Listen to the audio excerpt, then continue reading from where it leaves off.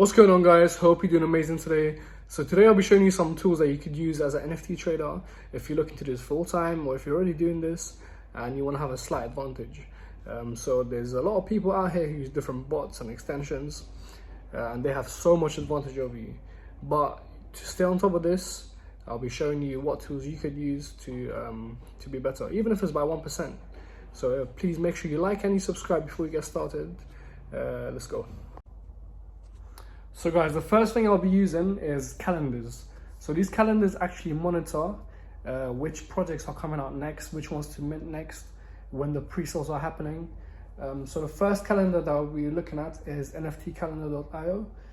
Now this website actually shows all of the upcoming NFT projects that are coming out on Ethereum, Polygon, Solana, Cardano. There's so many, even Elrond and XRP as well. So it's a really good website. And then the next one that we'll be using is nftcatcher.io. Now this over here, it shows you the mint prices as well, and you can also add these projects to your calendar. So for example, if you had like an Apple product, you can add the mint date, the mint exact timings and everything onto your calendar, so that you'll be getting like a reminder, so that you don't miss any of these drops. And then the last one is nftscoring.com. Now these guys are probably the most accurate ones in terms of predicting which projects will do well, because they have a community score.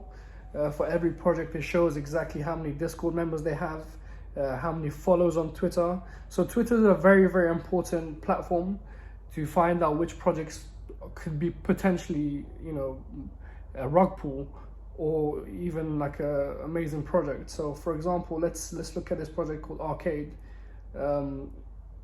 Let's have a look at this. Okay, so it says the community score is 81 out of 100.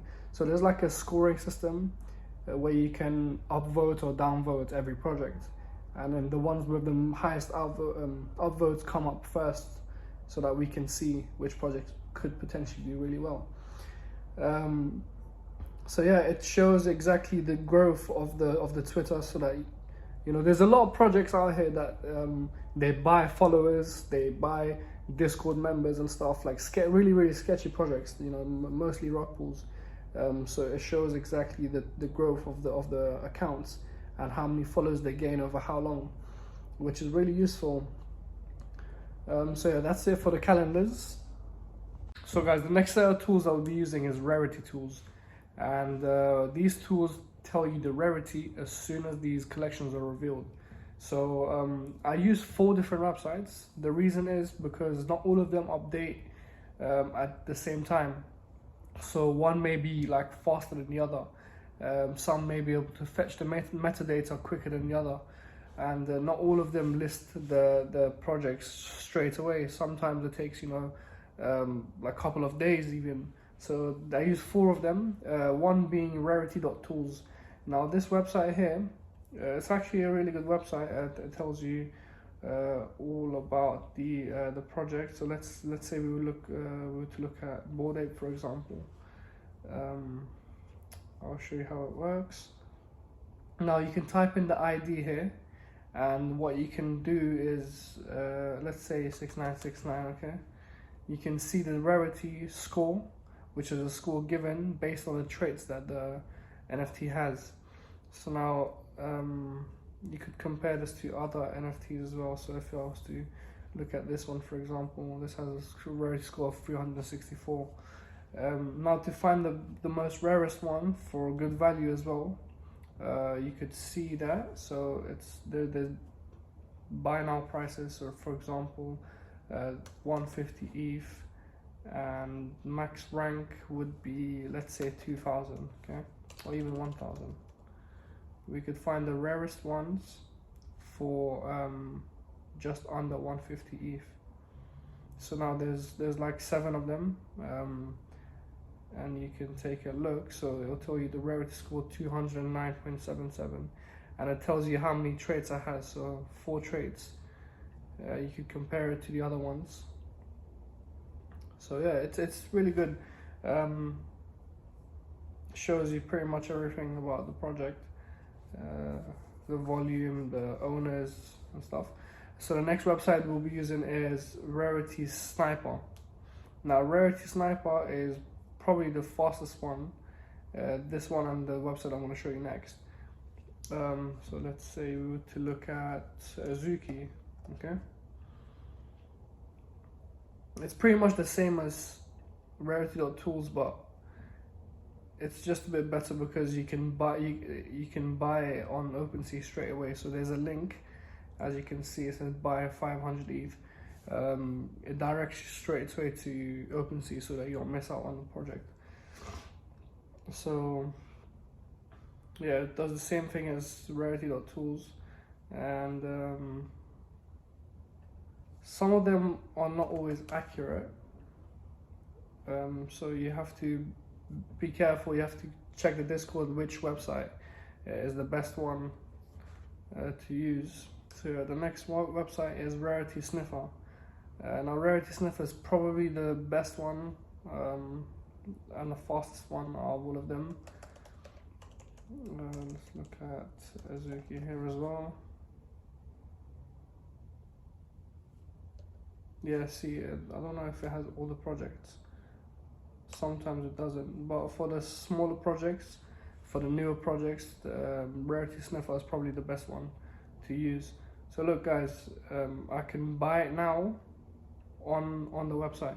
So if I link my wallet to this website, I'll be able to buy straight away from the website, which is good. It's like a way to snipe the rarest NFT straight away. Okay, so let's say I was to find one for up to 100 ETH and Rarity up to 500. Okay, actually I could probably get better than that. Let's say 250. Okay, so now I found one with the Rarity 22, rank 22, up for sale for 95.75 ETH. So if I was to buy it, I could snipe it straight away, which is good, you know, and it tells you all the traits. The next website we'll be looking at is NFTnerds.ai. So this website, there's a premium version as well, which is probably better than the normal version, but yeah, even the normal website is pretty good. You know, you can look at a lot of things. You can look at a lot of data for every project. You can see the listings. You can see the current trades, where the floor price is heading towards. I could change the interval to like 1 day and see. Yeah, look. So you can see all the sales of all these doodles, and as soon as one is listed, I could snipe it straight away as well. So say for example I wanted max rank 1000, okay, and max price I want to spend 50 ETH. Now as soon as there's one that will be listed, it will come up straight away so I don't miss anything. So there's people that actually monitor this, and as soon as one comes in under a certain amount of rarity or under a certain amount of rank, they'll snipe it straight away. So look, you can connect your wallet and you can buy it right there. Okay, so that's all for the tools, and now we'll be moving on to analytics. So there's two main analytics websites that I use. One is June Analytics or June.xyz, which is pretty good. You can search for any project. There's people that from the community that add data to this. So if I was to look at Prime Ape, okay, this is all the analytics that I get for this project. So for example, I could see the highest sell, I could see the volume, I could see the total supply, unique holders, holder to holder ratio. I could see how many Bored Ape BAYC holders own one of these NFTs. I could see how many Prime Apes are held by the BAYC community. So out of the 67, BAYC has has a supply of 237 prime apes. Then I could see the average prices, the floor prices, how many each person owns, or the highest amount of holders over here. All the highest sales, I could see all the active feed, all the BYC holders here. You could do this for every project really, as long as they have data on this. So doodles, let's look at doodles. It's different for every project, so depending on who adds the data onto this. Yeah, look guys, so you can see the failed transactions, even most owned amount of doodles, which is the actual wallets of doodles, floor price, loads of analytics, and these are very useful. Next here we have flips.finance. Okay, flips.finance is probably the one that I'm mostly on. I'm on this website like every day really. The reason is you can find the best projects from the aftermarket, so from the secondary market. Yeah, one way to do this is to see the supply listed for each project.